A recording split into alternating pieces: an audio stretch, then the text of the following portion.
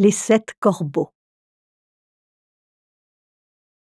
Il était une fois un homme et une femme qui avaient déjà 7 garçons quand leur vint enfin une fille. Tant espérée, mais si chétive! Le père trembla de perdre ce petit être à peine né.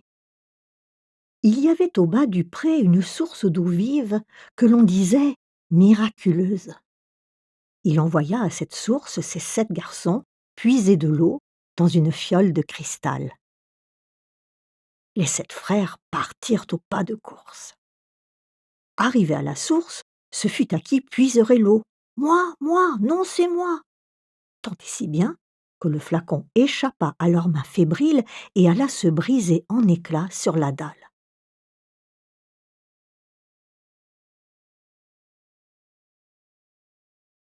L'écho de ce fracas tinta à l'infini. Soudain figés de peur, les 7 garçons ne bougeaient plus.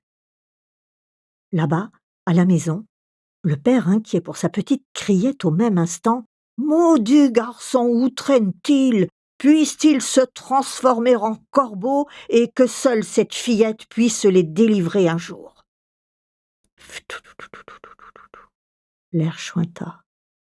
7 corbeaux, survolant la maison, s'envolèrent par-delà la forêt. La fillette ne mourut pas. Elle grandit en ignorant qu'elle avait eu des frères.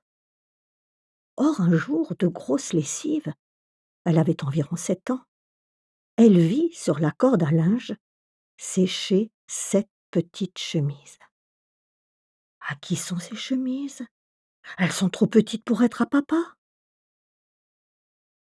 On lui raconta l'histoire de ses 7 frères transformés en corbeaux le jour de sa naissance. La nuit suivante, elle s'enfuit de la maison. Elle n'emporta rien qu'un fragment de cristal de la fiole cassée. Elle marcha longtemps.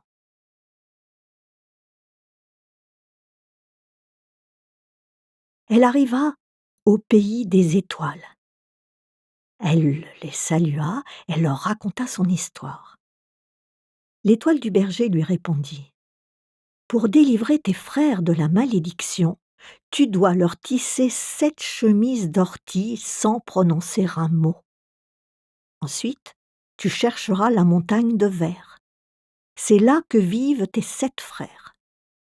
Voici la clé pour en ouvrir la porte. » Elle lui donna un petit bout d'os. La fillette remercia, mit la clé dans sa poche et dit au revoir aux étoiles. Elle marcha longtemps. Elle trouva un champ d'ortie. Elle s'assit, fila, tissa, cousit 7 chemises d'ortie sans prononcer un mot. Quand les chemises furent faites, elle reprit sa route. Elle marcha longtemps. Elle trouva la montagne de verre. La porte était fermée. Elle alla dans sa poche pour y prendre le petit os.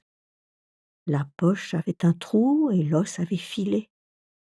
Alors, elle prit son couteau et se coupa le petit doigt pour en faire une clé nouvelle. Cela marcha très bien. La porte s'ouvrit toute grande. Il y avait une salle à manger, le couvert était mis, 7 assiettes et 7 gobelets, et le repas servi. La fillette mangea une bouchée dans chaque assiette et but une gorgée dans chaque gobelet. Puis elle alla se coucher dans un petit lit blanc. Arrivèrent les 7 corbeaux dans leur livrée de plumes noires. « Qui a mangé dans mon assiette? Qui a bu dans mon gobelet? Oh, regardez ce fragment de cristal de la fiole que nous avons cassé. Quelqu'un de par chez nous est venu jusqu'ici.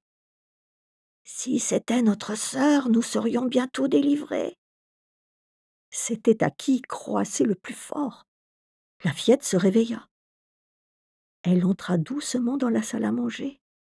Elle jeta une chemise sur chacun des frères corbeaux.